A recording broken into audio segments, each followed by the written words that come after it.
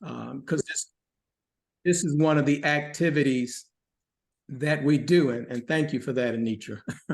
This is one of the activities that we also do by being in the master business, that we come to sit at the feet of the masters, as Dr. Fraser has so eloquently told us over the years that that's what we should do, is congregate and network and conference at the feet of masters to learn what it is that we should be doing in our lives, in our relationships, and of course, as we're talking about entrepreneurship and business, in our daily business lives. And so that's what tonight is about. I started these interviews. George, it's been 17 years. I had this idea to do this series called Conversations with Black Millionaires. Hopefully some of you know about it. I won't go through that whole story tonight, but that started, or was kind of my introduction into the national and international scene of having these conversations and interviews with successful Black millionaires. And so Dr. Fraser was the first person that I called his office, and within 5 minutes, he called me back. And I want to just say the rest is history, because from that interview till now, 17 years later, he's been more than a friend. He's been more than a confidant. He's been more than a mentor. And I'm just blessed to have someone like him in my life, to be able to share his knowledge and wisdom to everyone else. And so as I stepped away from Conversations with Black Millionaires, and we said, well, we got to bring this back, because just the conversation was so rich and we had so much knowledge coming from the masters. I said, how do I reintroduce this? I said, well, you know what? I got to do it like I started. So as Dr. Fraser was my first interview over 17 years ago, I said, if we're going to kick this thing back off, I would love for Dr. Fraser to be the kickoff interview for this next phase of interviewing masters of business and Black millionaires. And no better topic could we kick it off with me doing this, but Dr. Fraser has something humongous that's happening in his life. And so it just works perfectly. So it's kind of the announcement of, the new series of Conversations with Black Millionaires, but there's also the announcement of something that's very historical. And I'm going to share that video with you in just 1 second, but let me read Dr. Fraser's bio, and then we'll get an opening statement from him, and then we'll show the video, and then we'll get into this conversation. So for those who don't know, Dr. Fraser, Dr. George C. Fraser is chairman and CEO of FraserNet, Inc. That's a company he founded 36 years ago to lead a global networking and economic development movement for people of African descent. He already mentioned, for those who are on early, that he was born in Brooklyn, New York. He was an orphan and a foster child for 15 years. He spent 20 years in leadership positions with Procter & Gamble, United Way, and Ford Motor Company before starting his own business, FraserNet, Inc. in 1987. He's written 7 best-selling books, to include Success Runs in Our Race, Click, and most recently, Mission Unstoppable, Extraordinary Stories of Failure's Blessings, a book that he co-authored with another one of our icons, another one of our legends, Mr. Les Brown. Upscale magazine named Dr. Fraser one of the top 50 power brokers in Black America, and Black Enterprise called him Black America's #1 networker and featured him on its cover. Dr. Fraser has been featured on 8 national magazine covers. He has received over 350 awards and citations, to include an induction into the Minority Business Hall of Fame and Museum. He's been awarded 3 honorary doctorate degrees. He's a chaplaincy and an ambassadorship. He is a certified financial education instructor and has an insurance license. In 2002, he founded the award-winning Power Networking Conference. And of course, we're going to talk about that in a little bit. He has been named as one of the best speakers in America, and 5 of his speeches was selected for global distribution by the prestigious Vital Speeches of the Day magazine. That's a first for any professional speaker. I'm gonna say that again. For any professional speaker in America, Dr. Fraser has 5 speeches that were selected by Vital Speeches. In 2016, President Obama awarded Dr. Fraser the Presidential Lifetime Achievement Award. And in 2022, George, this has to be a first. He was awarded the award again by President Biden. So I don't know if there's anybody else on the planet that has received 2 Presidential Lifetime Achievement Awards. Crazy. That's interesting. Dr. Fraser is most proud of the 2 charter schools he helped founded in Cleveland, Ohio, nearly 18 years ago, which educate nearly 300 inner city Black children, of which 60% are boys. As an elder, Dr. Fraser has used his massive network and influence to launch in 2019 the first global virtual nation. It's called Fraser Nation, Citizens of Generational Wealth. The goal is to educate, mobilize, and unify people of African descent all around the diaspora of our real history, effective networking, entrepreneurship, and managing our wealth. It is projected that by 2030, over 2 million Black people and our allies will be citizens of Fraser Nation. Dr. Fraser has joined the National Fight for Financial Education. His organization has already launched 15 WINS centers, and that's wealth building centers and curriculum. And over the next decade, hundreds of new and well-equipped faith-based WINS centers will be open free of charge to all those who want to teach and or learn the basics of wealth creation and management. His final act is leading the charge to build the first virtual and brick and mortar Black Business Legacy Hall of Fame Museum and Metaverse to include the Global Center for Black Entrepreneurial Leadership. He's married to Nora Jean for 50 years, and he has 2 sons and 3 granddaughters. He resides in Cleveland, Ohio. Without further ado, I'd like to introduce to you, of course, my friend, my mentor, Dr. George C. Fraser. Brother Bedford, I'm out of breath just listening to that. I couldn't believe you were even talking about. It sounded like about 6 people, right? It sounded about so. It really, and it is so good again to be with you. Of course, we were at the Power Networking Conference together. There's just so much life left in all of us. And even at 78 in me. And I think I've said this to your audience before. I've quoted a study. I've been quoting it since it's been out. It came out about 3 years ago. The New England Journal of Medicine study, longitudinal study, which means it was massive, on the 3 most productive periods of your life. And the 3rd most productive period of your life is between 50 and 60. The 2nd most productive period of your life is between 70 and 80.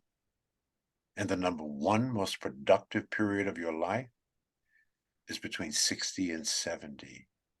And I'm a living testimony to that. Now, why have I been able to live for 78 years and still be in my right mind and don't dribble on myself when I eat? There's an old saying, you've heard this, that work expands to the time allotted. If I gave you a task and gave you 2 weeks to do it, it would take you 2 weeks. If I gave you the same task and gave you a month to do it, it would take a month. Now, there's one exception to that rule. And that is when you are on purpose, when you are doing God's work, when you're on assignment, when you have found your unique purpose, then that entire equation flips. Time expands to the work allotted, right? So if you're doing good work and you're obedient and you're loving and you're giving, serving, and adding the highest value to somebody or something every minute of every day, generally speaking, the time to complete your task will be given to you. Let me say that a different way.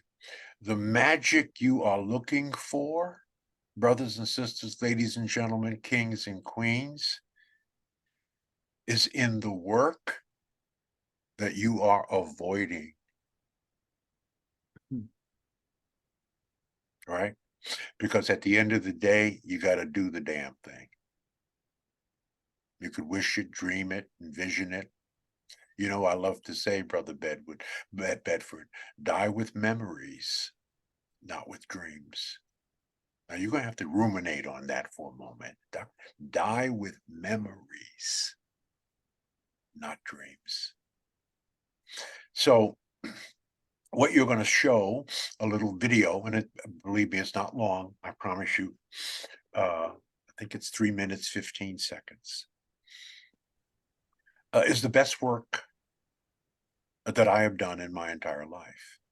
Now I've done a lot of incredible things, or at least people tell me that. But this here, everything that I've done from 0 to 78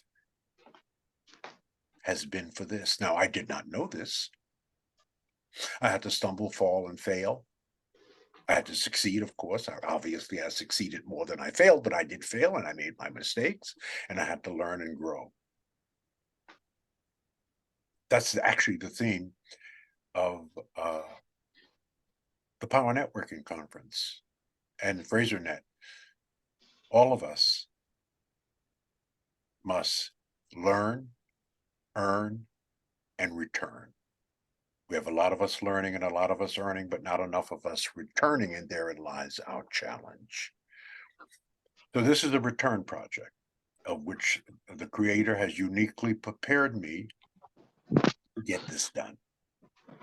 I think you'll like it. It really is for you. That's what it's for.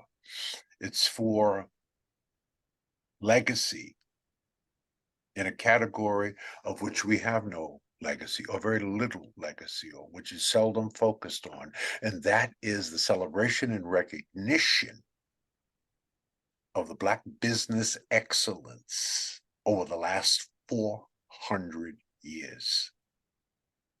There are 110 Black history museums in America. I have visited 80 of them, and maybe on the 79th, it occurred to me, I love museums and I love architecture. Don't ask me why, I just do.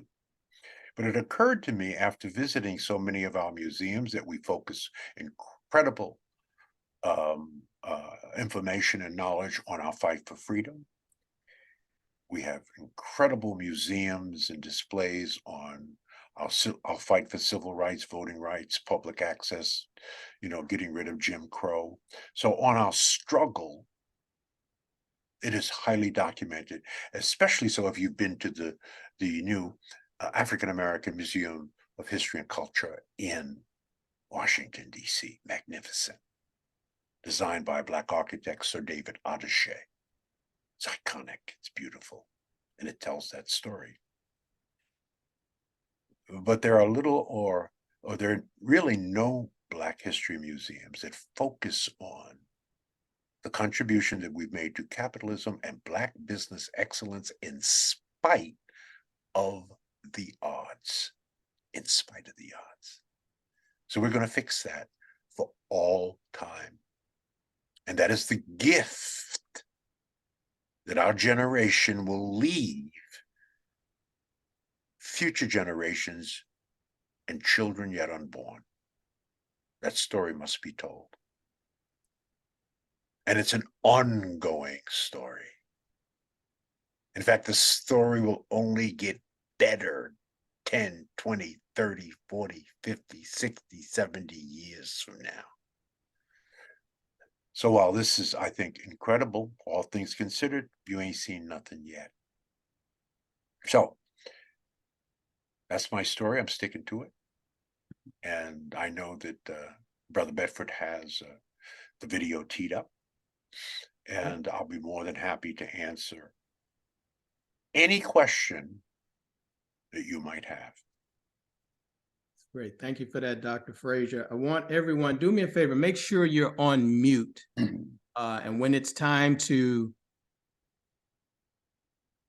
ask questions, I'll ask you to raise your hand and unmute yourself. We want to make sure that the noise is minimized as we show this. So let's go ahead and share this video. Anitra, just make sure to let me know if you can see this my screen. Can you see it, Sure. Dr. Fraser?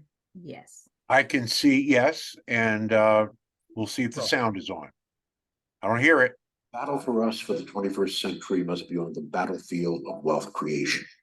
These things have resulted in a lack of clarity of purpose, brothers and sisters, a lack of goals and destination, a lack of criticism, constructive flavor in our community, a lack of passion and anger, a lack of collective output and multiple leadership. That's what it has resulted in.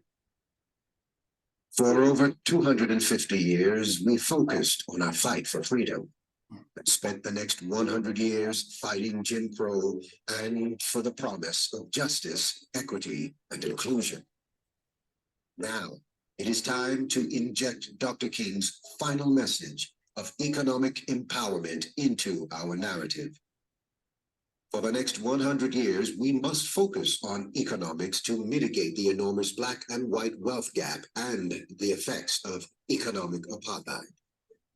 Despite the fact that there are 110 Black history museums in America, none exclusively focuses on our contribution to capitalism, entrepreneurship, and business. Over 20 years ago, one man, Dr. George C. Fraser, had a vision to create a business ecosystem that would acknowledge, celebrate, and incubate Black business excellence. Introducing the Black Business Legacy Hall of Fame Museum and Metaverse and Global Entrepreneurship Center. The 200,000 square foot multi-level museum and global center will be an iconic structure built in Atlanta, Georgia, showcasing historical legacy of African-American entrepreneurship and innovation. The Black Business Legacy Hall of Fame Museum and Metaverse will leverage immersive technology to showcase multi-themed pavilions reflective of our past and present global Black entrepreneurs and innovators. Visitors will be enthralled by the Black business metaverse world, built to provide an immersive and fully interactive experience that opens up endless possibilities for entrepreneurs, business owners, and content creators. The Global Center for Advancement of Entrepreneurship will recognize, incubate, and accelerate Black entrepreneurship and provide a transformative learning experience where Black entrepreneurs can live, collaborate, focus, and innovate to develop an economic mindset and build sustainable wealth. Over time, the Black Business Hall of Fame and Museum will become a powerful new raison d'etre, reason for being for global communities worldwide, setting the standard for generations to come.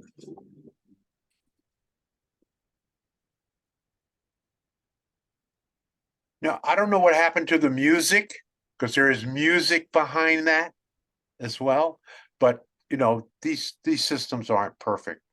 Right. You know, did you hear the music? Did I miss it? I could hear it on my, you all couldn't hear it? No. Oh, Could even, well, am I the only one? Did everybody hear the music? No, no. I can hear it. That's the strange thing about sharing. Hold on one second. This is, yeah, I don't know why it doesn't go Yeah, direct. I know it, you know, these things are not perfect, but they're, you know, we don't do nothing like this without some music, right? More Right? than good. I mean, it was very, very dramatic. So here's the thing: you all can go to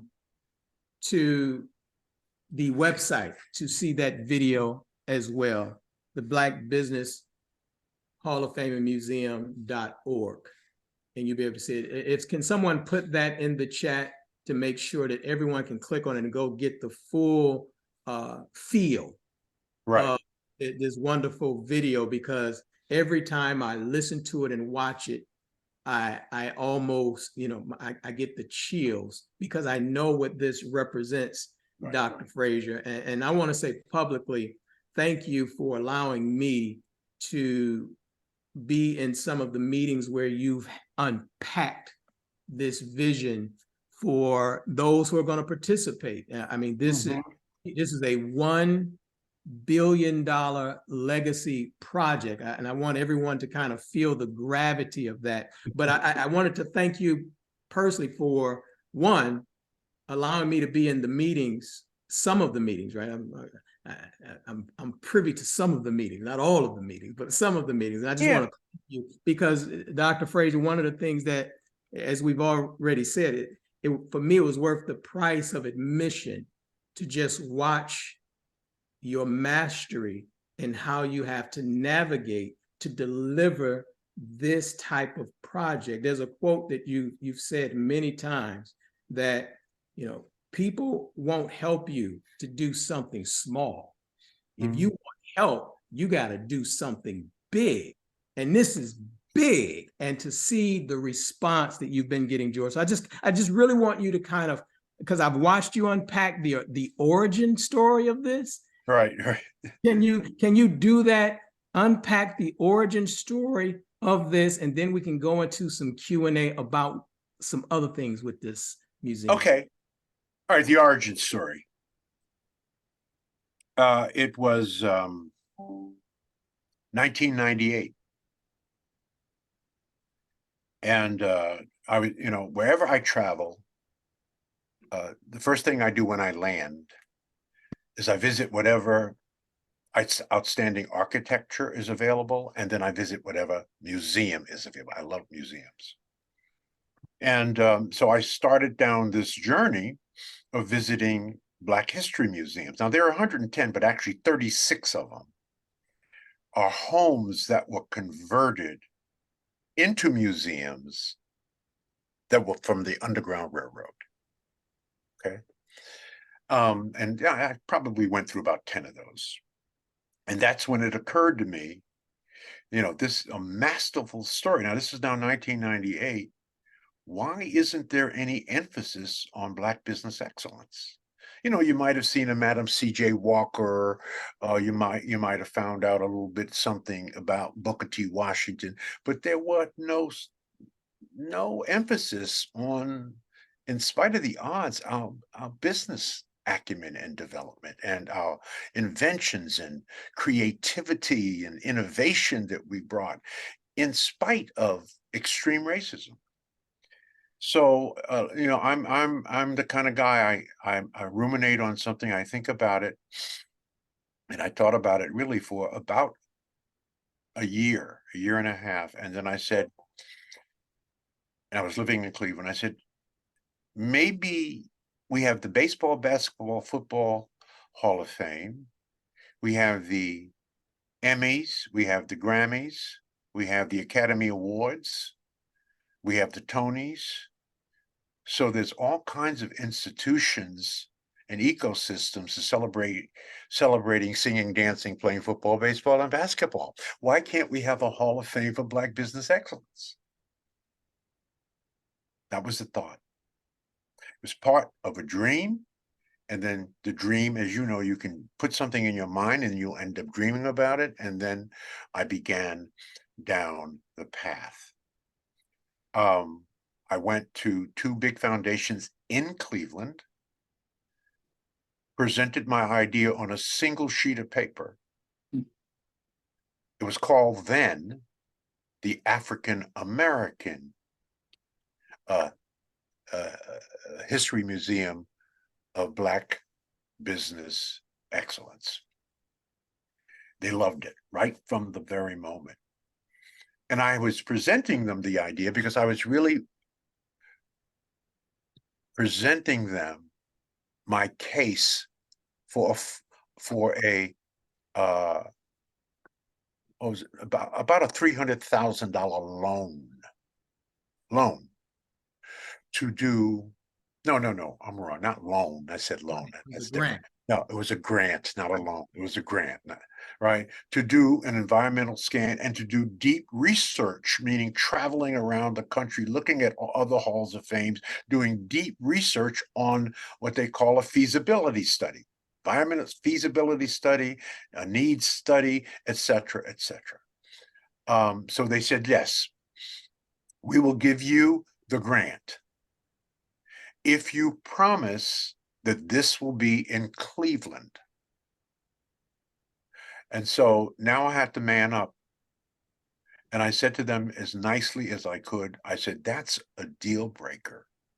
I cannot absolutely promise you this will be in Cleveland. I don't know where it will be. I have not even come close to doing the research on where the best place it would be. And there are a whole lot of dynamics and data that will come into play, but you have to spend the time doing the research. So they said, okay, they understood that. It took them a minute to say okay, but they wanted it in Cleveland. So I got the grant. I got a team together, and we spent about 2 years crisscrossing the country, looking at other halls of fames and museums. The big museum hadn't been built yet. We then put together a business plan. I had a very good friend who was an architect and an engineer. He had a very successful firm in Cleveland, and he designed the first one. And if I had known I was going to go this way, I would have showed you all of the he designed one which was fabulous and did all of the engineering work, all of the details, and the entire budget down to the penny on what it would cost. Now remember, this is 1998. His number at that time was $90 million to do this. So we got all of our stuff together, and I went out into the marketplaces around 2001, 2002. But before I made my first presentation in the marketplace, I called my very close friend, Earl Graves. How many of you remember who Earl Graves is? But Earl Graves was the founder of Black Enterprise magazine. We were close friends. And I had sent him the information. He looked at it, he said, man, this is fabulous. He said, but don't do it now. I said, Earl, well, what do you mean? He said, because you may not know, but there's a new African-American Museum of History and Culture that's going to be on the Mall in Washington, D.C., and they're trying to raise $600 million to build it. They're starting their campaign now, and they are getting all of corporate America, the private foundations and groups together to do a $600 million lift. I said, wow. He said, I don't think this can compete with that. That's going to come first. So my advice is don't do it. It's an incredible project. Put it in cold storage. So I listened, but I had worked for Procter & Gamble for 13 years, and I knew the president. I called the president of Procter & Gamble at that time, and I ran the idea by him. He said exactly what Earl Graves said. He said, George, this is incredible. We will help you with this, but don't do it now. We are being solicited by the Smithsonian for a very big museum on the Mall, the African American Museum of History and Culture, and that's going to come first. So my balloon was deflated, but I was not discouraged. I said, I'll just put it away until the time is right. Last October, October 2022, I went to my storage facility, which is different than where my office is. I had all of the records, all of the drawings and everything. I pulled them out and I made a phone call. And they said, wow, let's do it. And that's how the story began, right? Right. It is persistence. That's what it is. You have to persist. The river cuts through rock, not because of its power, but because of its persistence. I persisted. And now, this is how God works. What really occurred spiritually is that I actually needed 20 plus years to build the human infrastructure, to create the relationships and contacts, to power network my way. It took 22 years. So when I picked up that phone, I made exactly the right call to the right person who I did not know 22 years ago. Right. And that's really what it was. Incredible idea. An obstacle was put in our way, right? You've heard me tell the story about my favorite quote from Marcus Aurelius. My favorite quote from Marcus Aurelius is, Marcus Aurelius was one of the 5 great Caesars. There were 40 Caesars. He's one of the great ones. He's also the founder of the Stoic philosophy. And Marcus Aurelius said in 600 BC that the impediment to action advances the action. What stands in your way becomes the way. In other words, the obstacle is the way. Where there is no obstacle, there is no way. Why? Because what does God do when he gives you an assignment he feels that you are prepared for? He puts an obstacle in your way. And your job is to find a way over, around, through, and under the obstacle, stumble, fall, fail, learn the lessons, and then you get an attaboy and an attagirl from God, and then you get your next assignment at a slightly higher level, and then what's the next thing God does? He puts an obstacle in your way. And when you look back over your life, that is the story of our lives. So that was the obstacle. That was a big-ass obstacle, but it was an obstacle, which meant that I was going to have to do a lot of prep work, and I was going to have to be patient and persistent and disciplined and bring it back when the time was right. So now the time is right. So it has gone from a $90 million 22 years ago. It is a $600 million lift. And if we do the right thing, which is to leave the Hall of Fame Museum with an endowment, because you don't build something like that without an endowment to keep it running. It's a $1 billion lift. You leave it with a $200 to $400 million endowment, and they maintain it based on just the interest and return on that investment.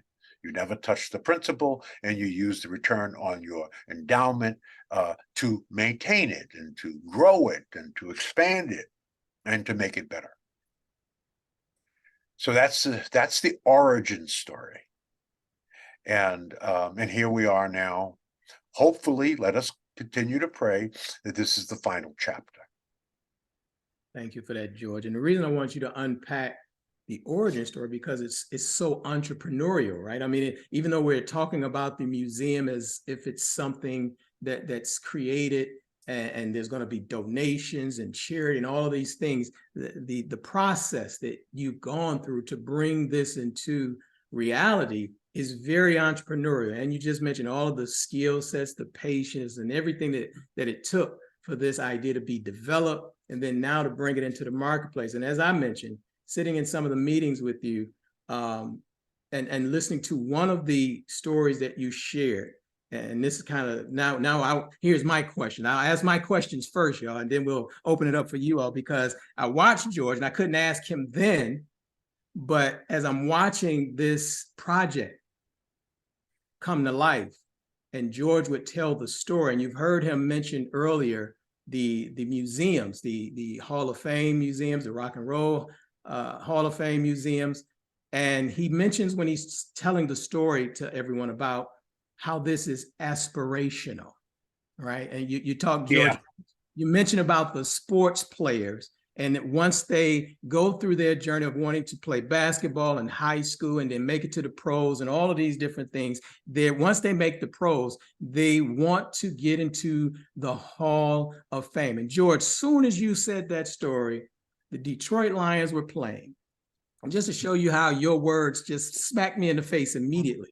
And there's a rookie on the team, right? And he got an interception, and they sent his jersey to the Hall of Fame, the National Football Hall of Fame, because he's the first rookie to return a touchdown for a pick six. But then they asked him the question, George, about now that you have this jersey there. He said, well, the jersey is there, but I want to be there. Right, and so he talked about how he had to work hard to get into the Hall of Fame. So your words of the aspiration of working hard to get into the Hall of Fame, and now how we, as entrepreneurs and business owners, we very rarely have that type of aspiration. And now you're giving us this vision on what it is to, what we should be looking forward to. And now the work that's going to be because you can't just get into the Hall of Fame without work. That's and right. So aspiration. Possible. So I really want, can you speak to, because I never really delved into that word until I saw all of the faces every time you mention that point, and the aspirational nature of this museum and what that would do for our babies. Yeah. Lit up everybody's face when you talked about that. So can you speak to that point about Yeah. That's a great question, Brother Bedford. There are 4 critical goals for this mega project. One is to increase the desire among our people to establish as a Black cultural priority globally the starting and building and scaling of new businesses with the intention of 10xing the number of businesses, the current number of businesses of Black people is almost 3 million businesses, almost 3 million.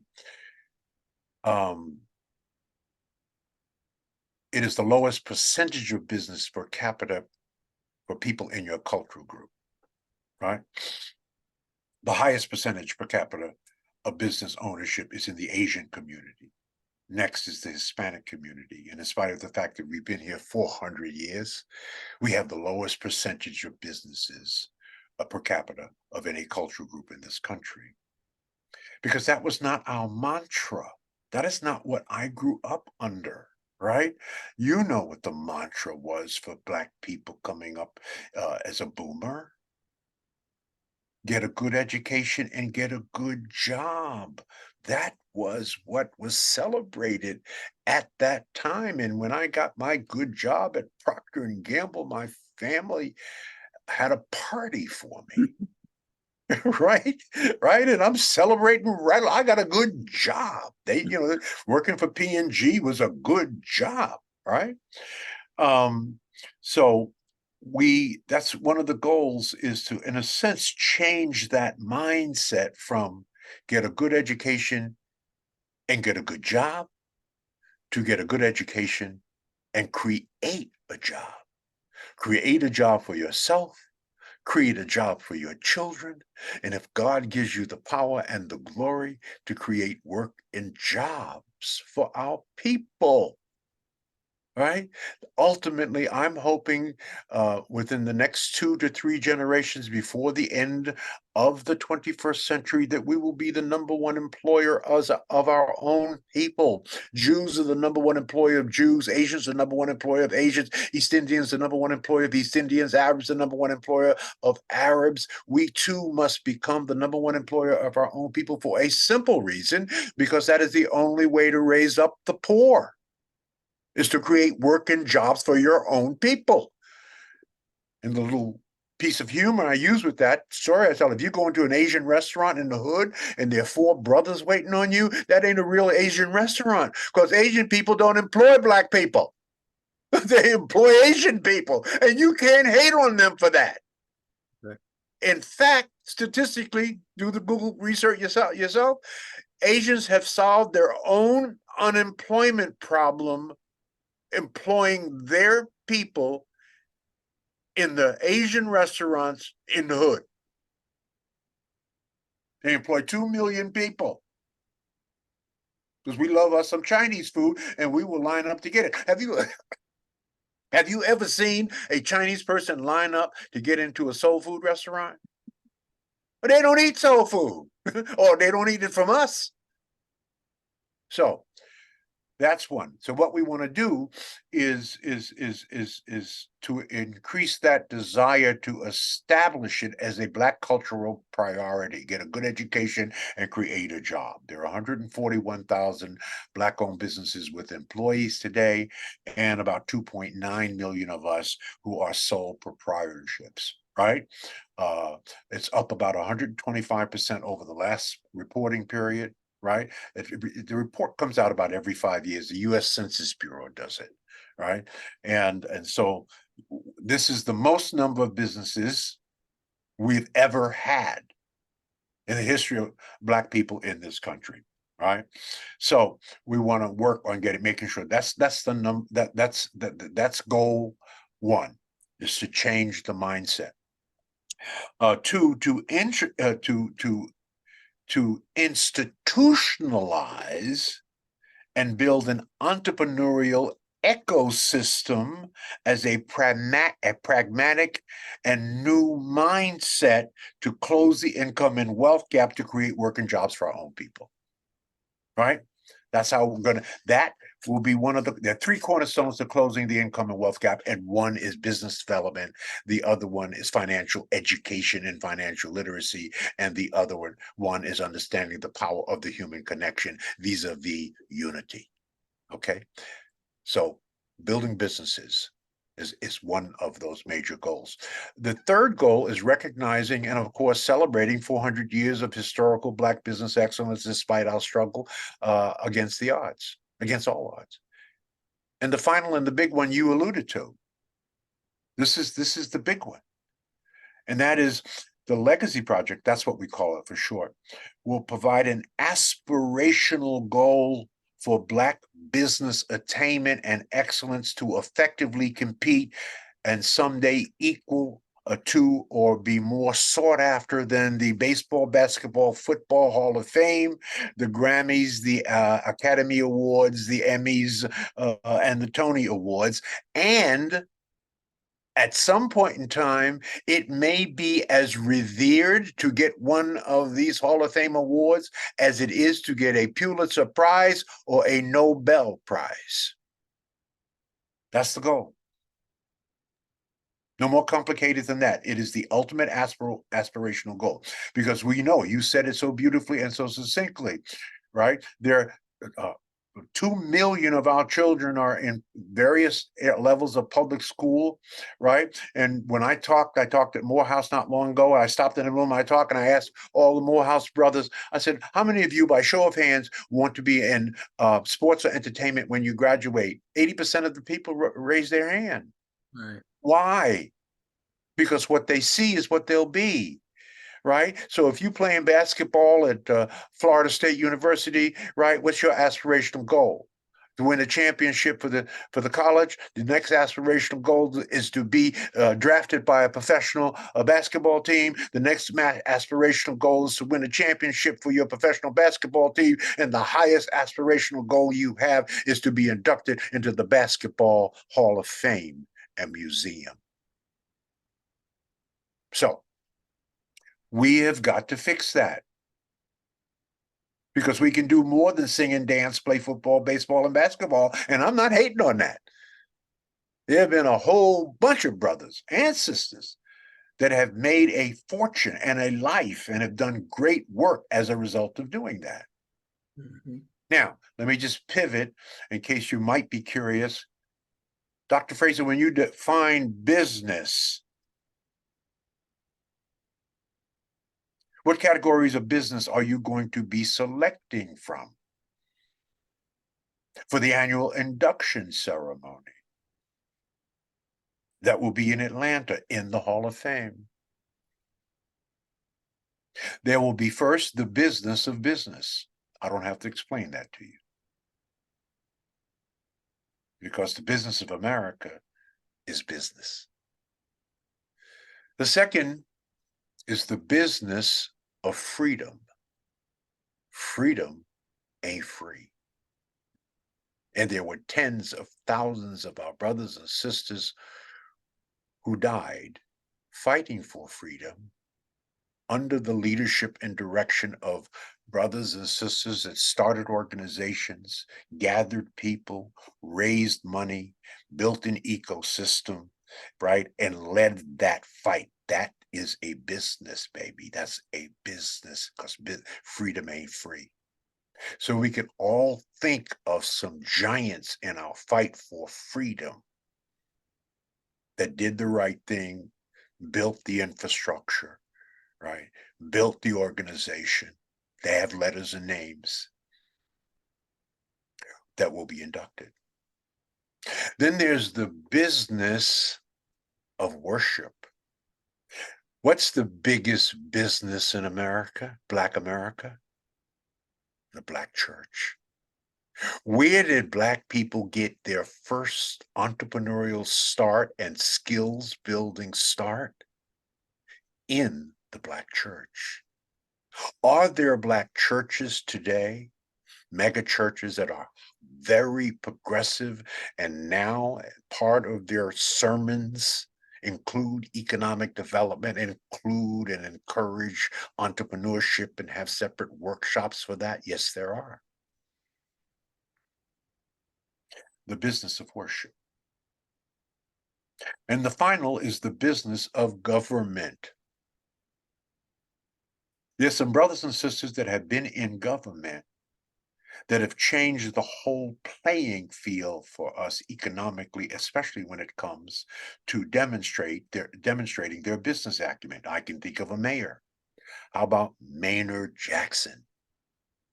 Right, the first Black mayor of Atlanta. Do you know how much wealth Maynard Jackson brought to Black people in Atlanta, and to Atlanta alone, just with his vision about the Atlanta airport? He was such a beast, they actually renamed the damn airport after him. Right. Right? So Right. Maynard Jackson, he ain't the only one. I'm just giving you an example. How about in Congress? How many of you even know of this man? His name was Congressman Parren Mitchell. And it was Parren Mitchell in 1977 who fought the government to give Black people what he coined as an 8A program. That means we are insisting that Black people minimally on all federal projects get at least 10 to 15% just because they Black. It wasn't, right? It wasn't a minority. It was set aside.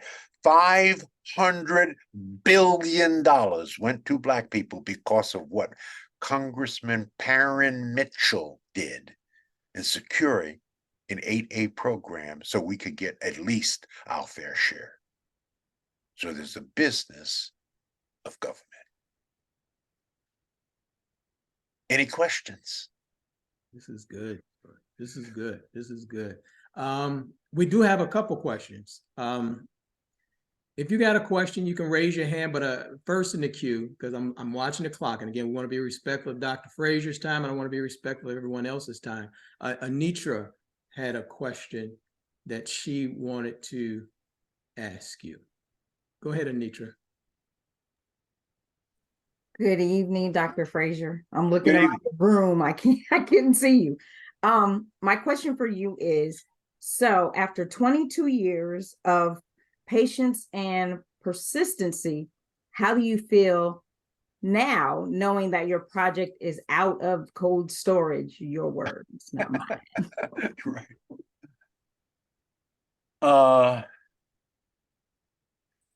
it's actually how I feel is inexplicable.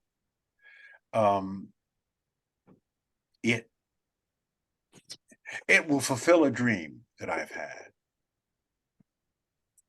And it really, the dream came from a question that a television news reporter asked me serendipitously. And she asked me, she said, Dr. Fraser, what would you want on your tombstone? I looked at her real funny. And I said, wow, I've never gotten that question. I never even thought about it. I said, you're going to have to let me think about that. So I thought about it. And I said, you know, when I die, hopefully no time, you know, too soon. On my tombstone, I only want 2 words, really, only 2 words. And those 2 words will go under the year I was born, then there's a hyphen, and then there's the year you die, right? The hyphen is the story of your entire life. Right under that, the following 2 words, you know, other than, of course, your name goes in your tombstone. So the 2 words are, he mattered. So the question is, do you matter? Mm. And to whom? And for what? And what will be your legacy? What will be your legacy? Now, this is important. Hopefully, part of your legacy, if you are fortunate enough to have children, it will be your children, for sure. And anything else you feel that you want to contribute or born to contribute, that will be your legacy. Now, Dr. Fraser, why is this important? Because the minute you have a legacy and you pass, the minute someone mentions your name, you are alive again. Every time someone mentions your name when you are gone, you come alive. You mattered. So minimally, your family, your children, minimally, the minimal legacy. And then there are other things.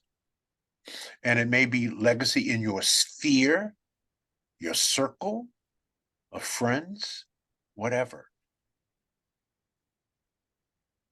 So that's how it made me feel, right? Yeah, okay. I can honestly put that on my tombstone. Right? I did something that mattered, but I'm also trying to do it in such a way, design in such a way, Brother Bedford knows it, so that it could be a legacy for most of us. That's a whole nother story.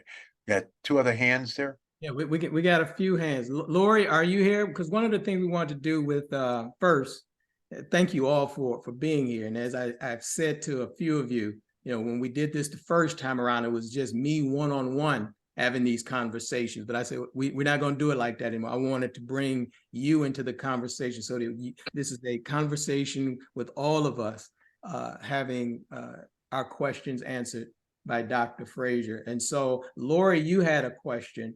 And I want to make sure that we get her in, and then we'll come to you, Joyce. Lori, are you available for your question? Yes, sir. Absolutely. Thank you, Brother Bedford.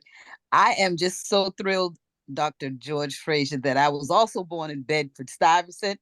I thought you looked intelligent. You looked intelligent. I didn't know why. Now I know why. Okay. And I've heard you talk about Key Food, and Key Food as a little girl was a place we always shopped at. So thank you for this moment. And one of my question was, as you chronicle the history of the previous generations of entrepreneurs, and what would you say stands out as a most valuable quality that people need to have and to know today and in the future As an entrepreneur, valuable? Yeah. Courage. It takes tremendous courage to be an entrepreneur. Skills, obviously, to complement whatever your business is. Leadership is important, but leadership without marketable skills is not as effective potentially as it could be. So, but most importantly, courage, because it is against our grain. This is not what we were taught, right? And to go against that grain, we were taught, get a good education, get a good job, and that's our comfort zone. To get out of that comfort zone and to jump into this large body of water and sort of learn how to swim on your way down, right? Takes tremendous courage and a tremendous network, a support system, coaching and mentoring system. You cannot do it by yourself. You know, I may have said it earlier. You don't build businesses, you build people, and people build businesses. Right? There is no success that you can attain, sustain, maintain on your own by yourself in a vacuum. So that means you have to have superior interpersonal and people skills, leadership skills, emotional intelligence, right? Courage, right? And you know, this is easy to say and difficult to do. And I can tell you, I've earned every white hair on my face. Right. Then, right. Okay. Nice. Thank you. Thank you so much. Yes. Thank you, dear.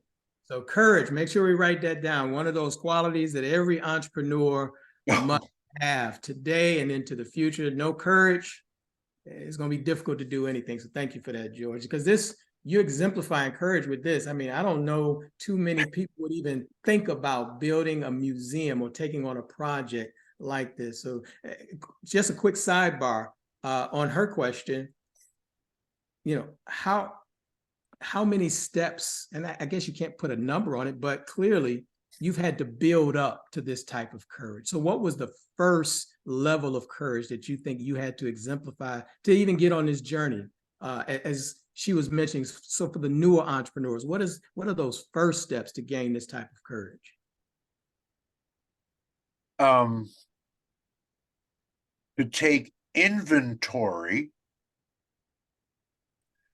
of your human and intellectual capital, meaning take inventory of your friends and family, because I promise you, you will be leaning on all of them.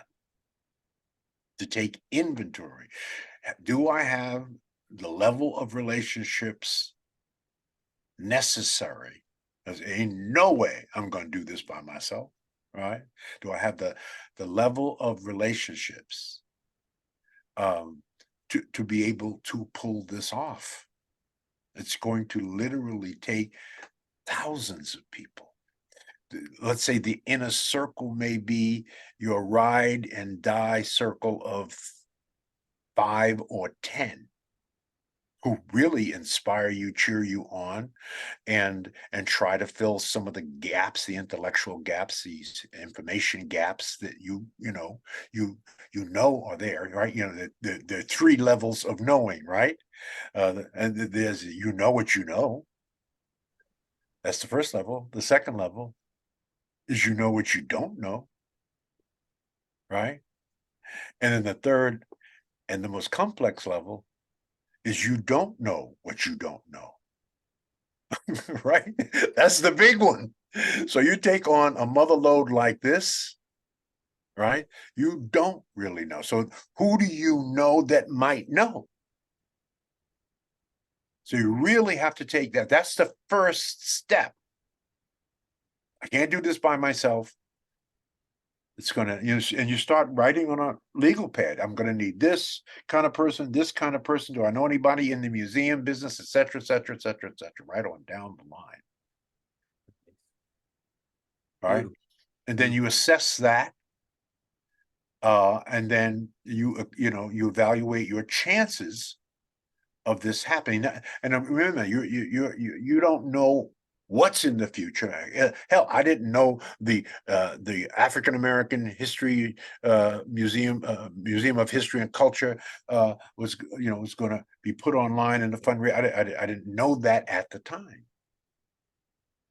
Now, had I known that at the time, I probably would have still investigated this idea because it was still valid. But what I didn't, the other part of that is I didn't really know how the National Museum would cover this. So I didn't really know. It had to open, really, right? So there were a lot of things I didn't know, and it just took time for them to reveal itself. So you have to have that kind of intellectual curiosity, that kind of discipline, that kind of patience. You need the patience of Job and Ruth. Double Right. quote. That's right. This is good, Joy. Joyce, your hand is up. Yes, thank you. And Dr. Fraser, this is mind-blowing. So my question, few questions, but the question I'll ask, you mentioned the 4 critical goals, and one was about increasing desire of our people, hiring our own, and that's mindset, as you mentioned. So That's is there any type of strategy that's going to be put into place along with the museum to help with that? Or is it the end result of the museum being there? Because I'm thinking, as an entrepreneur, and I help other entrepreneurs as a CPA, and one of the main things is, how do we get our young people to want to work the way they should work? How do we train them? How do we get them to understand the mindset of working? And so that I hopefully I that got it. Yeah, that's good. First is the stick and carrot approach. First, we got to be able to say to your son or your daughter, one day you're going to be in the Black Business Legacy Hall of Fame and Museum. We can't say that now. We can say one day you're going to be in the Basketball Hall of Fame, the Football Hall of Fame, the Baseball Hall of Fame. One day you're going to get an Academy Award, a Grammy, an Emmy, right? We can't say that. So that's the first thing, right, is to be able to say that, right? That's an aspirational goal, right? And then we have to have the ecosystem and the institution, right, to remember, this institution is not just a showcase of Black business excellence, it is also an incubator. It is also, because you don't build a museum in America without a programmatic piece. You have to have a programmatic piece. What is that, Dr. Fraser? The Global Center for Black Entrepreneurial Leadership. So yes, programmatically, people will come there. That will be Mecca for entrepreneurial training, but it will be a hub and spoke concept. We will be the center of entrepreneurial training and aspirational goals, but we will be linked to all of the other Black-oriented entrepreneurial centers and HBCUs that have an entrepreneurial degree. Now, by the way, there are 7 historically Black colleges that now award an entrepreneurial degree out of 110. 2 of them are in Atlanta, Clark Atlanta and Morehouse. So their entrepreneurial degree and center will be connected deeply to the Hall of Fame. In fact, it's going to be in the AU Center, where Morehouse, Spelman, Clark Atlanta, Morris Brown, and in the interdenominational seminary is. The west side of Cleveland, where all the shishi-poo-poo bougie Negroes lived back in the day. Dr. King and Andy Young, and right, it's now going through a restoration period. This will be a key cornerstone for its restoration, because I promise you, the building will be iconic. In other words, I probably shouldn't say this, but I'm going to say it anyway. In other words, the building will be so awesome People will want to come to Atlanta just to see the damn building. Okay? They won't even know what's in it. That will be secondary. They will just want to see this thing that makes you go, wow. And there is history on this. And the history, the story is Bilbao, Spain, Bilbao, Bilbao, Spain, northern Spain. There was a section in northern Spain of around 100 acres, old dilapidated buildings, old industrial center. It ended up being sort of like a skid row in Spain. They decided to clean all of that out and build a museum on this acreage of land. And they were smart enough to hire Frank Gehry, who's considered the greatest architect in America today. And he built an iconic building. Just Google the Guggenheim Museum. It's unfreaking believable. Bilbao Museum, because it's art, they have to live down the reputation that the building is 10 times better than the art in the building. So people don't go there to see the art, although it is an art museum. And it really isn't that great. But the building is mind-boggling.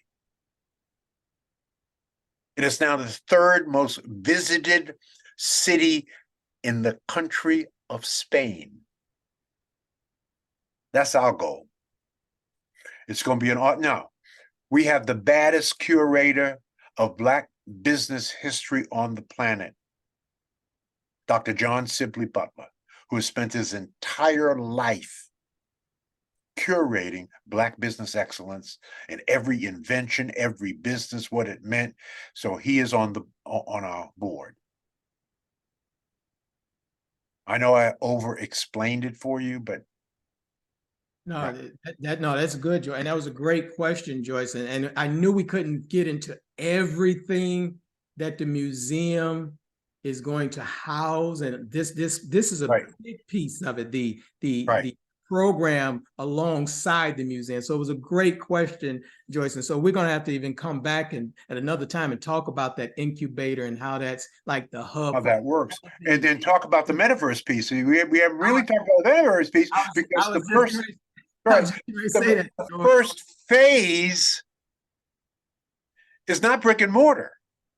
The first phase is the metaverse. And we're allocating $15 million to build out the museum on the metaverse because that's global. State-of-the-art technology. Microsoft is driving the whole initiative. And Jacqueline Beauchamp, who is a major partner with Microsoft Assistant. Awesome. Wait till you see, she's the one who did the metaverse stuff you saw in the movie. So there'll be the metaverse. That is the teaser.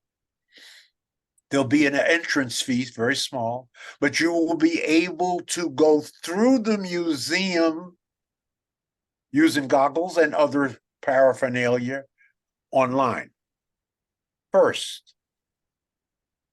Then the brick and mortar. The brick and mortar. We are raising money right now for what we call advanced planning, because we now want to decide on who's going to be the architect, and then to build the draft or the design concept for the building, right? Good. This is good. And the technology is going to, once the building is built, the technology is going to merge. Right. And can you imagine kind of what we were talking about earlier in terms of being aspirational? Can you imagine taking a child to the museum, right, and she or he being able to ask Madam C.J. Walker a question? There'll be a hologram of Madam C.J. Walker. Now, so what you're saying is what we're going to do is we're going to reinvent museums. Absolutely. Right? Right. And how you experience a museum. But there's nothing unusual about that, because whenever the rules were clear and the playing field was level, wherever we've had an opportunity, not only did we compete, we dominated, and then we ultimately changed the whole damn game. Absolutely. That's just what we do, That's what we do. because we got it like that. This is good. This is All good. right. Let me ask everyone real quick. Are you enjoying this interaction with Dr. Fraser? Okay, I see some heads bobbing up and down. Good, good, good. Yeah, real quick. And we got 5 hands up, and we're going to go through those 5 questions, and then we're going to wrap it up. Just want to let you all know that Dr. Dennis Kimbrough will be coming next month. So you want to start preparing for that. And then we're going to close out the year, this 4th quarter, with the wonderful, dynamic Linda Clemens is going to be coming in. So the next 2 months, Dr. Fraser is kicking it off. Next month we have Dr. Kimbrough, and then in December we have Linda Clemens. And so I wanted to put that out there to kind of just let you all know, kind of give you a snapshot of what we're attempting to do here, and the caliber of conversations that we want to have. And this is not just talking about the museum by itself. I'm hoping that this is sparking ideas for your legacy projects, what you want to do. And ways that you, so let me just say 2 things before I answer these questions. If you're interested in being in the Hall of Fame, and everybody can be in the Hall of Fame, simply make a contribution, because there will be a kiosk in the Hall of Fame that you will walk up to, tell them your name and your family name will pop up, showing that you are a patron of the Hall of Fame, which technically means you're in the Hall of Fame for all time, right? And that will require a minimum pledge of $200. All right. Now, there's other recognition and other ways, and plaques and bronze plates and all that other kind of, for all of you heavy hitters and heavy rollers out there. So if you're interested in that, just email me at gfraser@frasernet.com. That's gfraser@frasernet.com. And I'll put you in touch with all the folks who are managing that part of the business. That's number 1. And then finally, number 2, the Power Network. Number two was Brother Bedford is a little hesitant to tell you this, but you've got 3 heavy hitters right to the end of the year. He didn't tell you who he's going to be interviewing in January, the beginning of a new year. He is going to interview a resurrected Jesus. That's how bad this brother is, right? Right? That's right, right? Or someone close to that. So hang out for it. Yeah, I'm watching everyone leaning into the screen as you were saying that. Right. But anyway, my final little thing is the Power Networking Conference is in Charlotte next year, for 3 years, or until such time as the Hall of Fame is built in Atlanta, and then the Power Networking Conference will move into and be given annually in the Hall of Fame. That's a whole nother story. So it's July 10th through the 13th in Charlotte. The theme is Ascension through Innovation. The more we innovate, the more we ascend. Okay. So we have a special offer. Our conference ended not long ago, as you know. It's 78% off. If you get a registration by October 31st, the regular price for one adult, or standard price for one adult and one young person, 18 to 25, is $2,300. That's what the value is. That's what the standard rates are. Okay, it's $2,300. So this says join us for 78% off, and you get it for $499. Now, You can only get it through me. And it's simple. Just email me at gfraser@frasernet.com. Somebody can put that up. Fraser spelled just like you see it on the screen, at frasernet.com. Put in the body of the email. No, in the subject line, put I'm in. That's all you have to put. I'm in. In the body, put your full name and cell number. Full name and cell number. I will personally call you. We'll handle our business over the phone. So that's my offer for tonight. No, that's awesome. Thank you. Thank you for that, George. We're definitely we're gonna definitely with these questions. I mean, these are some man. You good with the 5 questions, George? Yes, sir. Yes, sir. So we're gonna I text Nora Jean, my wife 50 years, and told her that I would be late tonight. And I put down 9 p.m. plus. So I'm covered. So this is the plus. So we're in plus time. That's right. So we're going to go through these questions. We just wanted to make sure that everyone was aware of everything that's happening, the PNC, as well as how you can be a part of the museum. And so we'll keep reminding you of those things as we move forward. So Dejan, you're up next. You got your hand raised. Yes, sir. Good evening, gentlemen and everyone. How you all doing this evening? Hi, Dejan.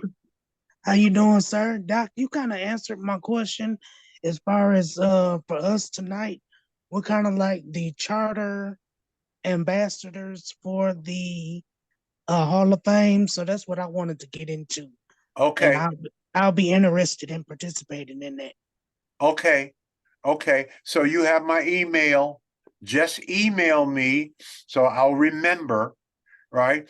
And I'll get in touch with you yes, we have what we call a leadership advisory council board, I should say. We have brand ambassadors, et cetera, et cetera. There's a ton of work to do. Essentially we're just getting restarted. So okay. Great. That's Yes, good. sir. Yes, sir. That's good for me. Okay, great. Thank you. Okay, Dr. Leroy. Dr. McKenzie, how you doing, buddy? I am awesome, Dr. Fraser. Thank Yes, you you once are. again. You and Brother Bedford. I want to make this real quick. I just got back from a trip to Kenya, Africa, Kihancha, specifically. And I want to talk about the piece that you gave about creating the economic entrepreneur ecosystem. They are hungry over there to do this very thing. And I want to know what your advice would be, because I've had conversations. That was the reason we went over there with the Christian Business Owners organization, Christian business owners, and we were discussing these type of things that you were talking about tonight. What would be your advice to taking that first step to that journey and creating that economic entrepreneurship ecosystem in that part of the world and globe? Well, first, I'm sure you understand that this is a global initiative. This is not for Black people just in the United States. Absolutely. This is global. Black business excellence has been all over the diaspora, right? I just happened to mention 2 in America, but we got billionaires. In fact, we have more Black billionaires in Africa than we do in the United States. Absolutely. Absolutely. No question about it. I've been to Africa 31 times, giving talks. And the essence of my talk is to convince our brothers and sisters on the continent that they control the minerals, the most important and most precious minerals in the entire world and the future of the world, right? It's right under their feet, right? The wealth there is in the trillions. We, brothers and sisters in the United States, have the largest body of intellectual capital and skills capital as Black people in the entire world. There are no Black people in the entire world doing better than we are. We are the most educated and professionally trained generations of Africans in the history of America. In spite of America's isms and its racism, right? We can add value, because the challenge that they're facing right now on the continent is they have these important minerals and oils under their feet, but they can't even get the damn stuff out of the ground. They have to call in China and and other countries to come and do this for them, build roads and infrastructure and do this for them, right? We can do it. We can do it. And so there needs to be some sort of dual citizenship, some sort of invitation, some sort of organization and group that will focus on exchange, intellectual and human capital exchange.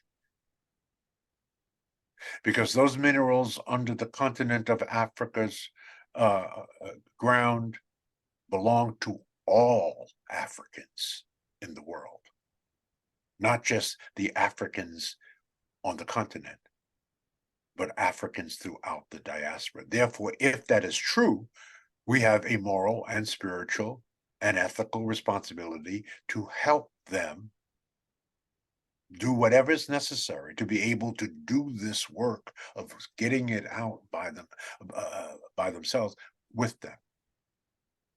That's a bigger, harder vision to wrap one's mind around.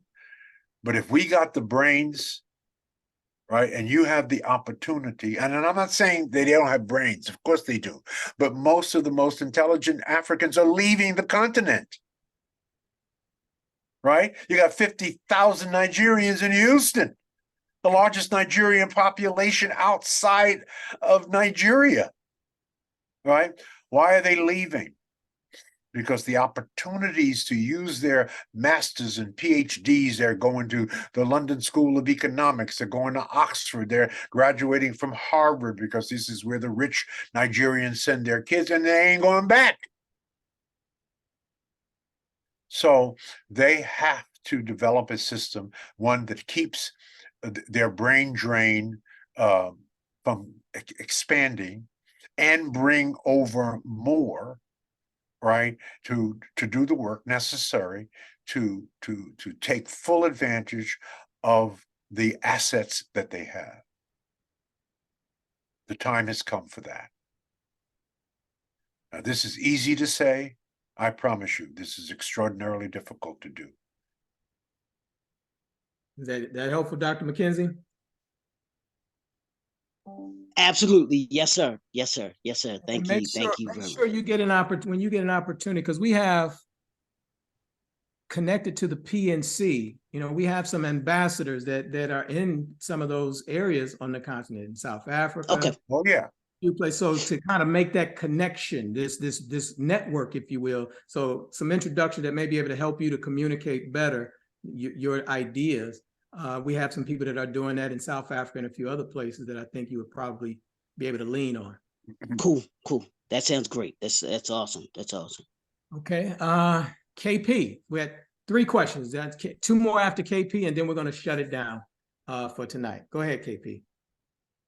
Good evening, Dr. Fraser and everyone. Dr. Fraser, my question is from a human aspect, what's your process every morning when you wake up knowing that you have this enormous calling on your life? How do you deal with that? Like, because I'm getting stressed just listening to it, from just from the outside looking in. So what's the day-to-day? How do you deal with the enormity of a project, knowing that it's going to change a whole generation at least? So what do you do to deal with the enormity of the project? No, it'll change multiple generations. Mm-hmm. We can't even calculate, let's say, the economic impact that will have on our culture with the change that will come. We start emphasizing and celebrating, right, business development, starting, building, scaling businesses, employing, recycling black dollars, employing our people. The economic impact will be mind-boggling. I won't live to see it, right? I mean, fully, hopefully I'll live to see it be built. The build is about, we're estimating that brick and mortar is somewhere around 2030 or so. So,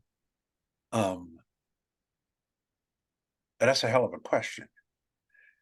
I wake up every morning, literally, and this is in the quiet of my mind. I don't say this to many people. With doubt. I mean, you cannot envision something like this because I am human and I ain't perfect and I ain't Jesus and I ain't God, right? Right.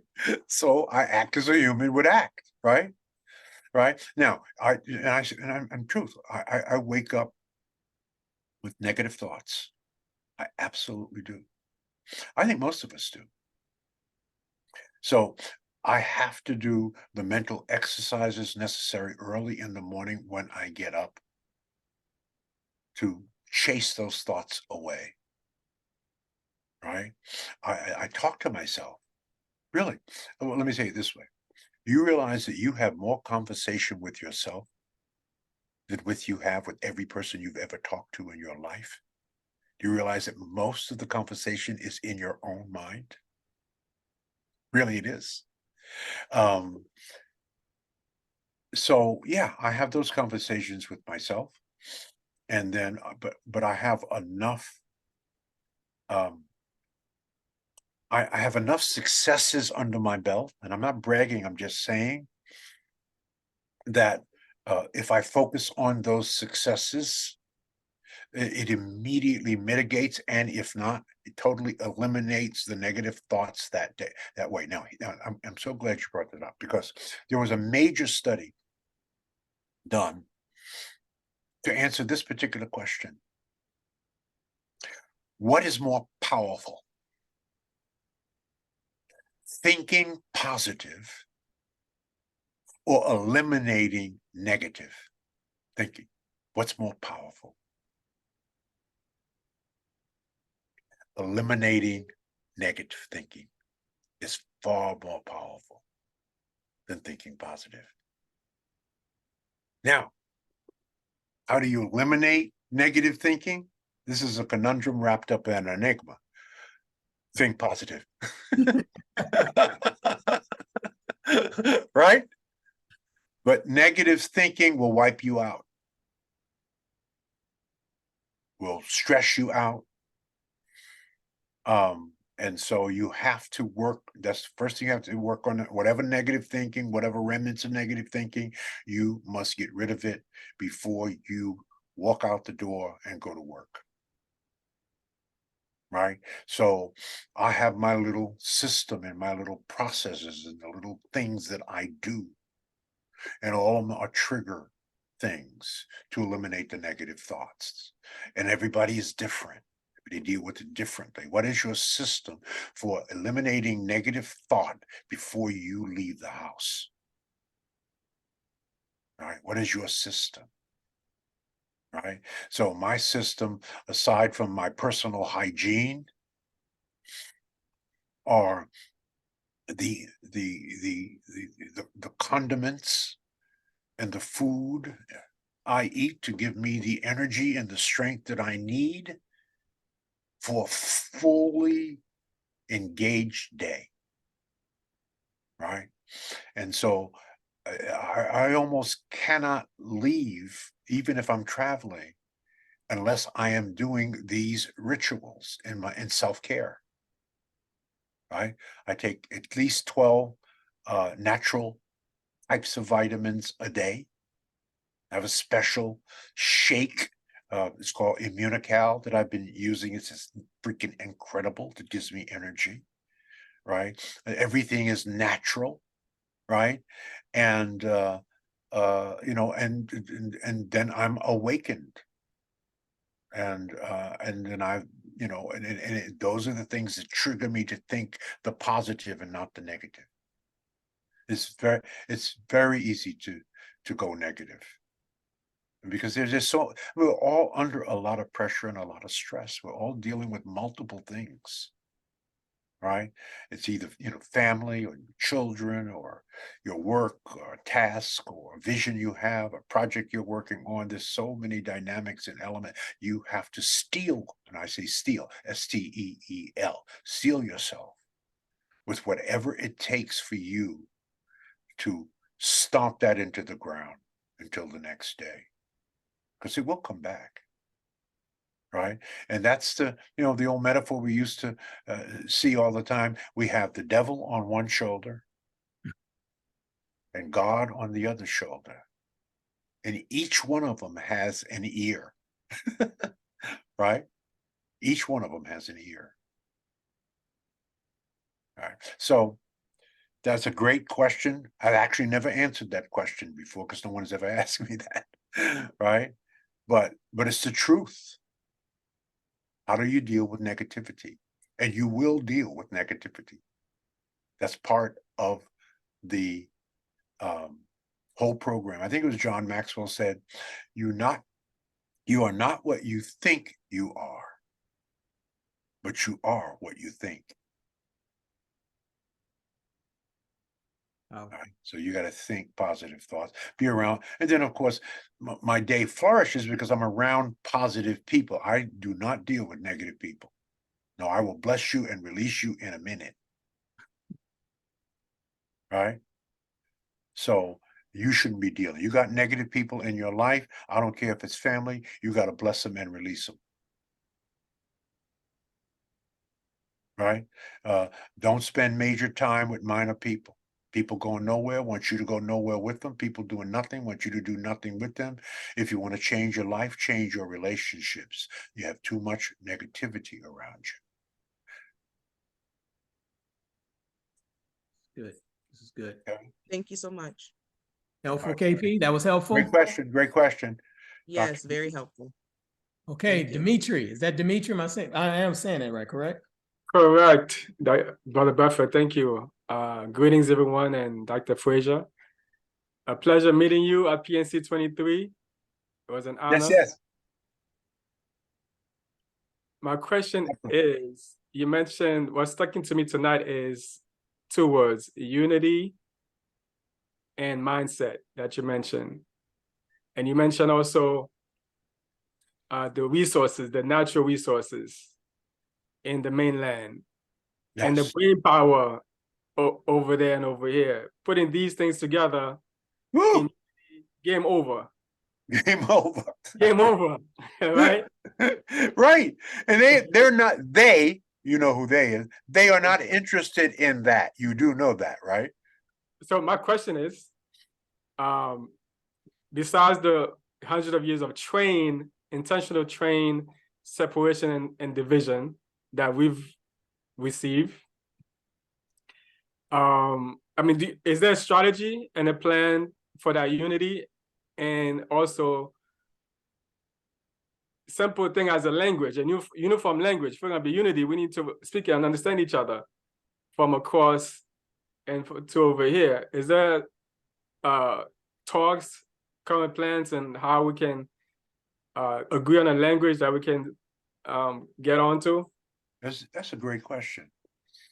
That's why I spend so much time wordsmithing and developing quips and quotes. Because the shorter the mantra or the quip is, the more repeatable it is, and the easier it is to resonate in the brain, and then it can be repeated. So this is why we have themed the Power Networking Conferences is a simple example. The theme, you can see it under our logo, FraserNet, is to connect, grow, and prosper. That's what we must do. Connect, grow, and prosper for one reason alone.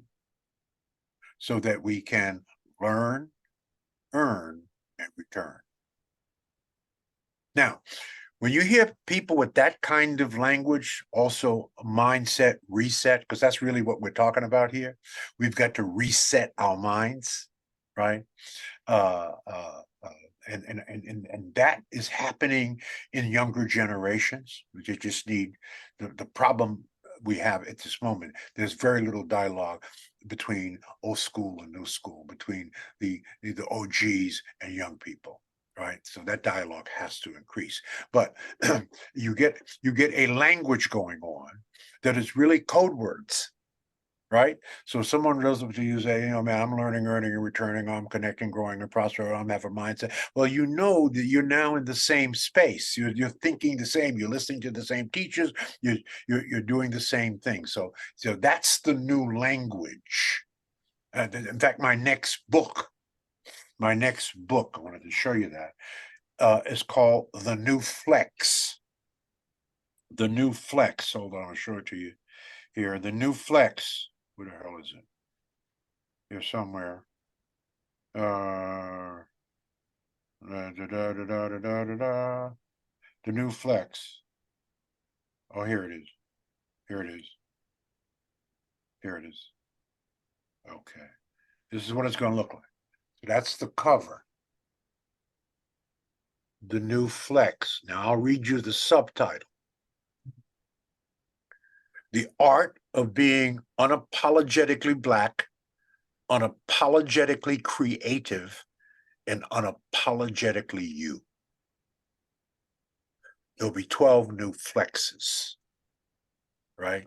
Now, believe it or not, the Hall of Fame is a new flex, right? That's a new, as the brothers would say in the hood, that's a flex for your ass right there, right?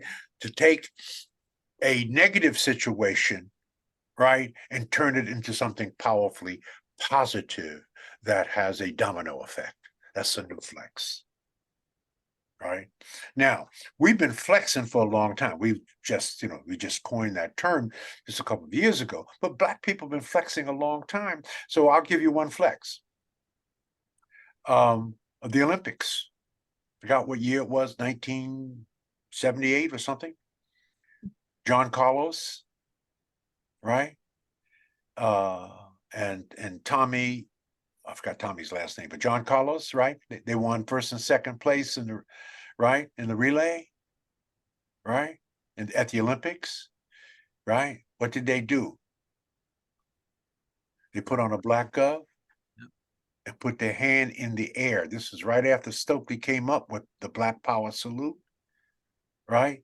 They had enough guts to put that up in the air globally. It's the first time anybody ever saw that. Now, they compromised their entire career because of that one move. But they are now in all of the history books and have a hell of a legacy. They went on to make a living, but no question about that. That's a flex. So we've been flexing like that. But right now, the word flex means to show off, to wear Gucci, to boast, right? So we want to turn it into something positive because it's a powerful word, the new flex. So you got it. So therein lies another answer. So as a man thinketh, so is he. You write it down. You give Black people instructions, marching orders. Most will follow. Yeah. May I clarify part of my question? Sure. When I mention language, when you say learn, earn, and return, to me that's a sub-language and that's a mindset. And when you say culture, here I understand what you mean on a deep level. But when we hear culture, most of the time from us in the mainstream, that's music and yes and fashion. That's something else, right? That's right. That's what they're referring to. Those are sub-languages. Example, for example, you mentioned unity with the Spanish in terms of business ownership. They speak the same language. Indians, business ownership, they speak the same language. Yes. Globally, when we're talking about unity, something so basic, how can we, is there talks on us here and over there? Yeah. Because there's so many languages, especially over there. Yeah. Within the continent. Yeah. Well, you've got to keep repeating it. You got to keep talking about it. You got to flood social media with our definition of culture, which is not necessarily singing and dancing. That is a part of our culture. We're very specific and very good in it, but there's a whole nother mindset, as you pointed out, and I think that was very astute. There is a cultural mindset that we are now trying to infuse into our people. Now, that will have to be done through language. We've got to speak it into people. The key to learning, my brother, is simplicity and repetition. You got to say it 50 different ways on 50 different days. You've got to speak it into people, and then you have to model it, right? You have to model it. So instead of some of this trash that we put up on social media that does nothing to advance our culture, our righteousness, our goodness, our inherent greatness, it just reinforces the niggas, bitches, and hoes, right? That we have to ultimately eliminate, right? And that's on us. They're not going to do that. We have to do that. You know what they are going to do. They've been doing it. So we have to do it. So it requires everybody educating our people, right? Even if you have something powerful but simple to say, hell, post it up on social media, right? Even if you want to make clarity around the definition of the kind of culture you find valuable. What does that look like? Say it in a short quip, right? So it's everybody has to. We need a lot of us doing a little instead of a few of us doing a lot. That's at the end of the day, that's what it is. And then we chip away at it. What's the old saying? Inch by inch, it's a cinch. By the yard, it's hard. Then you have those that have the capacity and capability to do the bigger pieces. But there's so many small pieces, even within the bigger pieces I just explained to you regarding the Hall of Fame. So it's not complicated. Don't make it complicated. It's right in front of us. Yep. All right, we have everything we need to succeed except each other. Jews have each other, East Indians have each other, Arabs have each other, Hispanics have each other. We don't have each other at the level that we need. And so there is a disconnection and thus lack of unity. And by the way, this is the same thing, Dimitri, they're talking about on the continent. Did you imagine if Africa united? Right? It won't be one language, but $1. Game over. One army, right? Right? I mean, right? Please. They're not interested in that. I call that having a big brother. Right? So that's the vision. We're a long way from it, but it's the closest we've ever been. Yeah. All right. So inch by inch. Yeah. Great question, Dimitri. And that's a It question. was great. Yeah, that question requires a whole segment by itself, talking about the language barriers and how do we communicate that. So there you go. United States of Africa, someone put down there, game over. Yeah, we're game over. And speaking of language, so this will be the last question. I hope that was helpful, Dimitri, and we'll definitely stay in contact on how to engage more.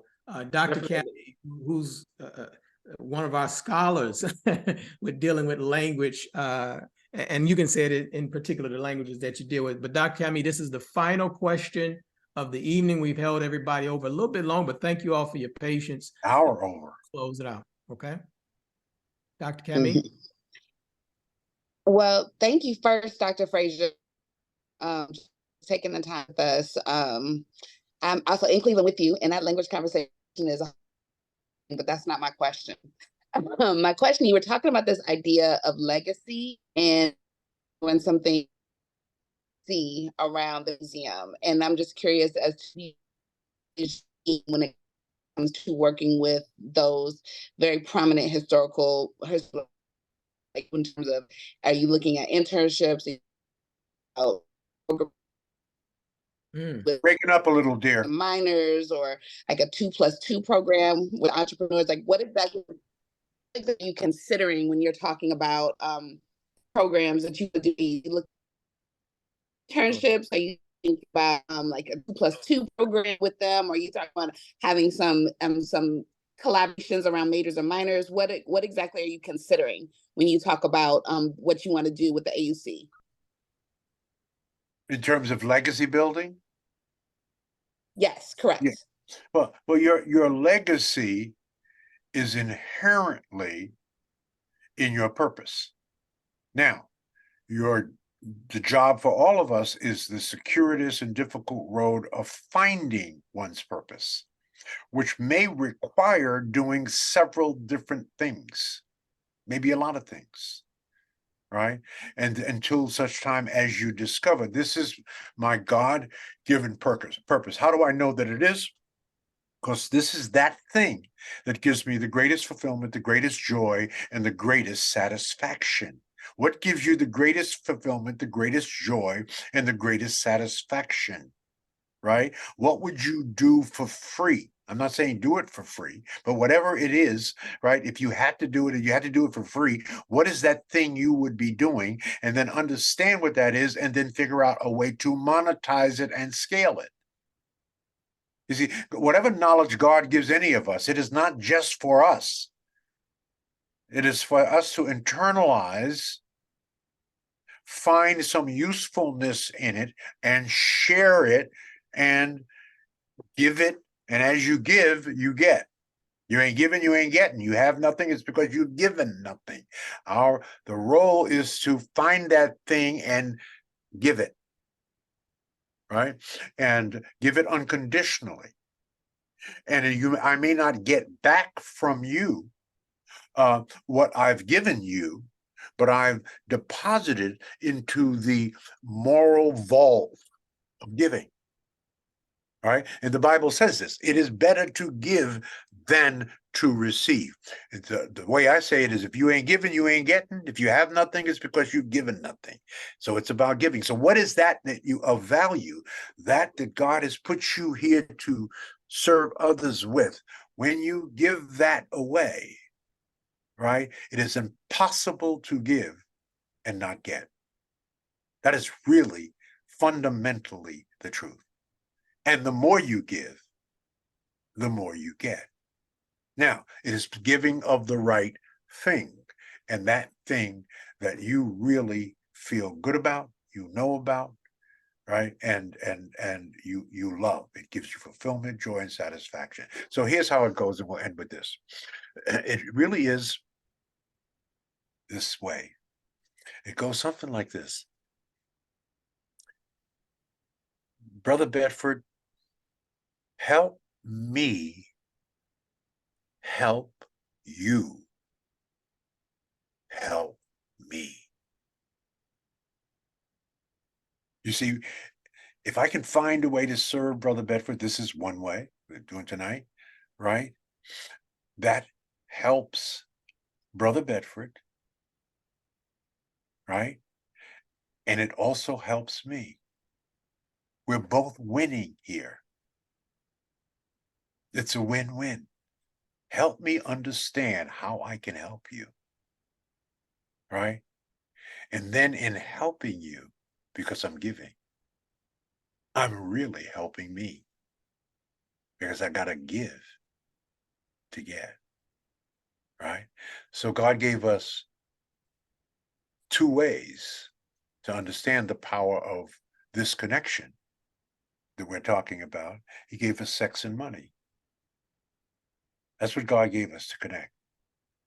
Now, the motivation for sex is ecstasy, but that is not the goal of sex.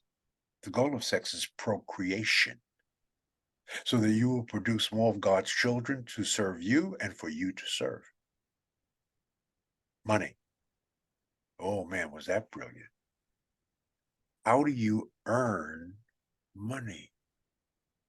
You earn money through service. And the more skills you have, the more service you can provide, the more money you earn. That's the motivation. The motivation for service is money to get. So you take a Beyonce, who started out with her skill at a little child. Now she performs in front of 50,000 people at minimum $150 a head. She's performing the same service, but now because so many people love her service, which is her ability to perform, she makes millions, if not billions. That's how that works. So find something that you love, that gives you fulfillment, joy, and satisfaction, and master that. And offer that up as your service. If it's good, if it's all that you believe that it could be and should be, it's impossible to fail. And as you get older and wiser, it becomes legacy and it becomes easier. And then you could take on mega projects because you've served many, you've earned from them, you've learned from them, they're part of your circle of influence. And so the larger projects, you have a lot of help. And that's really how it works. Yeah. Or let me put it this way, that's how it worked for me. And many others that I know. Nice. Dr. Cami, I'm not sure. I hope that answers your question, but you were breaking up in the first part, so I wasn't for sure if there was something else that you were saying that I couldn't hear and Dr. Fraser couldn't hear. Yeah. But if that doesn't answer the question, No, it didn't. It was something different. It was something different. So so I didn't understand the question because it was in and out, in and out, in and out. Yeah. Caught the word here, a word there. Can we do this though? If you can, Dr. Cami, if you can just get that to me in an email, I'll get that over to you, Dr. Fraser, and you can answer that question. Or anybody else got any questions that we didn't get to tonight, send them to me. And I'll forward them to Dr. Fraser and see if he can give us some answers to some questions that he couldn't get to tonight, because I know we're definitely over time now. Is that okay, Dr. Fraser?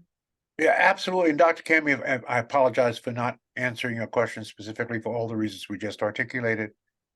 But hopefully the answer I gave was of value to you. Help somebody, right? It's value to somebody. Right, help somebody.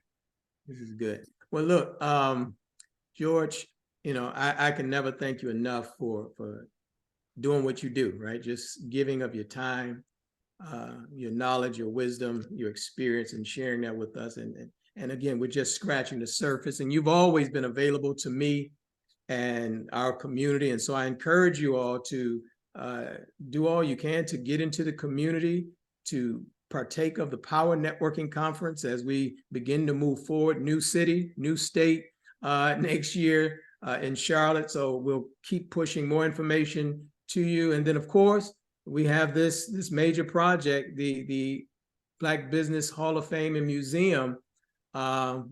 We want you to contribute. So please email Dr. Fraser, and I'll make sure that I keep sending this out, but it's gfraser@frasernet.com to get more information. Then go to the website. All of those links were posted, and we'll make sure that we send out an email to everybody I have an email for, to make sure that you have all of the up-to-date information so that you can stay connected. So with that said, Dr. Fraser, I'm gonna ask you for your closing words, and then we'll close it out for the night. You got a closing statement for us? Real simple. You cannot find peace by avoiding life. Oop, there it is. I love it, George.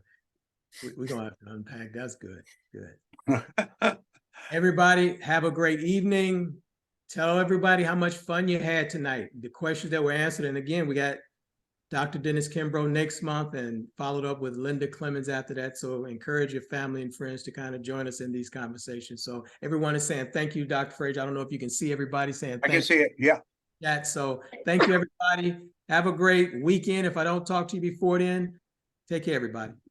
Thank you. Thanks, George. Talk to you soon. Take care. All right, thank you. Thank you, Brother Bedford. All right now. Thank you, everybody. Good night, Dr. Fraser. Good Night. Good night. Thank you. Thank you. Dr. Who's the Brother Jesus Bedford. coming? Thank you, Brother Bedford and Dr. Fraser. Thank you. Brother Bedford, can you put your email on the chat, please? Sure. Thank you, Dr. Fraser, Brother Bedford. Thank you, Jajan. Thank everybody. Take care, everybody. Thank you. You're gonna have to grab it real quick, Dimitri. Hey, I'm waiting. I'm here. Which I copy and paste.